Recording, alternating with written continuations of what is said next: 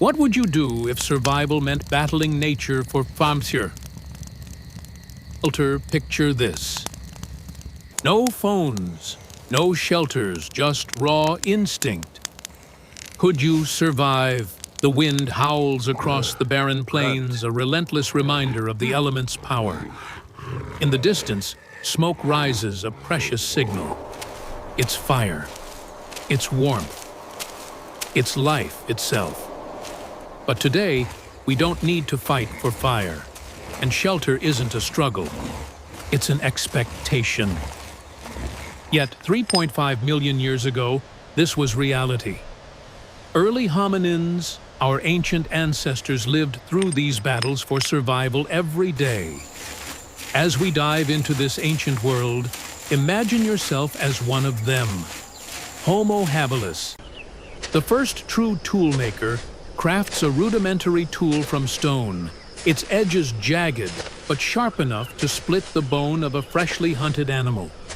They live in constant threat, not from another tribe, but from the raw power of nature. Fire wasn't something you could strike from a matchbox, but a tool fought for, hidden away from dangerous storms, and safeguarded against predators that roamed freely. This is a world where nothing is guaranteed. The next sunrise might bring another storm, another predator, or simply another long, hungry day. Fire, still a novelty, is a sacred thing kept under watchful eyes. But it doesn't just keep them warm. It is a weapon. The flickering flames might keep a wild animal at bay, but just as easily, it might be snatched away by an errant breeze. And shelter. It's a crude cave, or a hastily built lean-to, offering only the slimmest chance of protection from the elements. Yet even as you struggle for survival, there's a small flicker of hope. A single burning branch passed hand to hand around the campfire. It's more than just fire. It's knowledge passed down, survival passed from one generation to the next. As the flames crackle, so too does the spark of human innovation. But how does this connect to us today? In our modern world, we have it easy, or do we? We boast about technology, endless supplies, and the comfort of knowing we have emergency preparedness plans at our fingertips. Fire, once the source of our survival, is now a mere convenience, something we take for granted. Yet how many of us can truly say we know the struggle of battling for shelter when the world is against us? This, then, is the question: what has changed? What lessons can we as a species take from the struggle of our ancient ancestors? Are we truly prepared for a world where technology and convenience disappear, and we must rely on our instincts, our skills, and the raw power of nature to survive? As we watch the flickering firelight dance in the darkness, remember this: the survival instinct never fades. It simply evolves. And it's up to us to understand the origins of that fight for survival. The crackle of the fire burns low, its embers glowing in the night as you watch your fellow survivors. They move in a slow, almost ritualistic rhythm, gathering wood, protecting the flame, and watching the horizon for signs of danger. This fire, fragile and vital, is more than warmth. It's the lifeblood of your community, offering light protection and the means to cook what little sustenance you have. Yet, it is always fleeting, needing to be guarded from both the elements and from predators that might be lurking in the shadows. Every ember, every flicker, is a battle won. Fast forward 3.0 and we've evolved to a world where fire no longer requires constant vigilance. We can turn on a stove with the flick of a switch light, a candle with the press of a button, and heat entire buildings with automated systems. Fire is no longer our greatest challenge. Technology has replaced the struggle. But does it make us safer or more vulnerable? In today's world, we often take our modern conveniences for granted. The comfort of our homes, the warmth of our electric heaters, and the ease of our communications are all privileges that make us feel secure. However, in moments of disaster, how quickly do these systems fall apart? When the lights go out, when the internet crashes, or when the power grid fails? How well prepared are we to face the basic elements as our ancient ancestors did? As much as we've evolved, there's an uncomfortable truth we must confront. We may be more fragile than we care to admit. When the structures we depend on, like the internet, electricity, and even food supply chains collapse, we face a reality where only the most basic survival skills can keep us alive.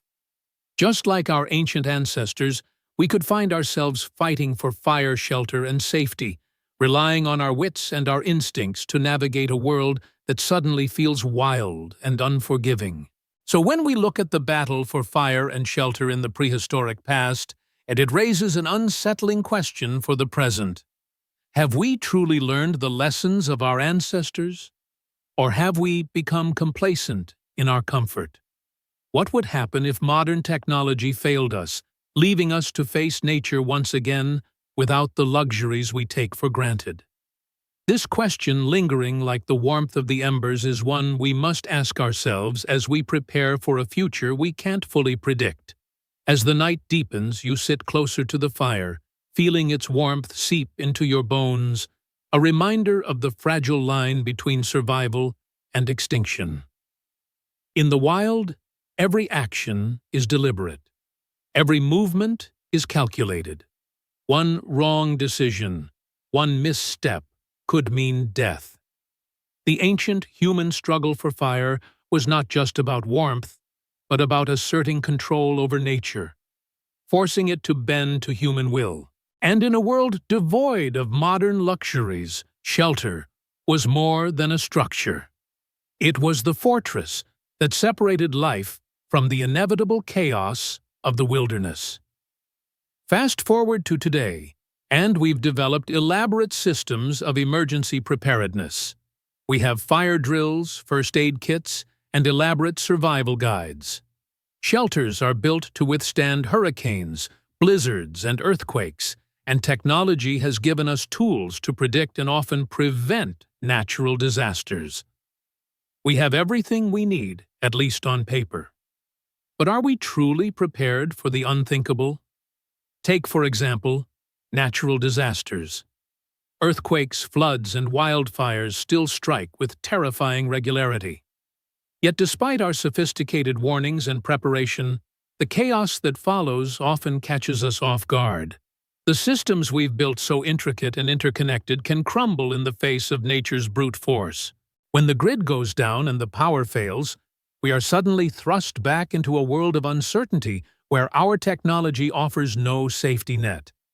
It's then that we are reminded how little separates us from our ancient ancestors fighting for fire in a hostile environment.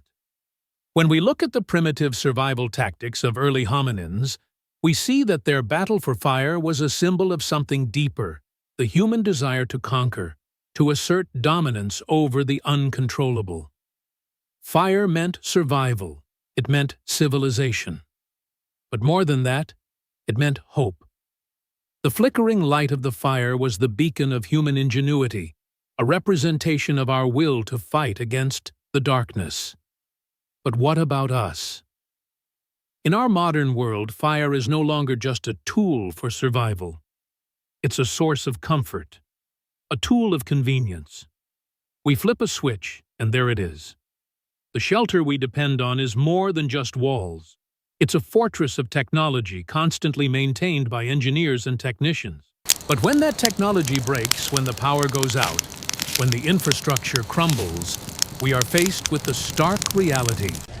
We are in many ways no different from those early humans fighting for survival in a world that could turn against us at any moment. At its core, the survival of our ancient ancestors wasn't just about finding fire or shelter. It was about survival in a world that was unforgiving and unpredictable. Today, our world isn't so different. The question remains, How prepared are we for the chaos that might come, the one we can't control? As the embers burn low, consider this: perhaps the battle for fire and shelter isn't over, but merely evolving.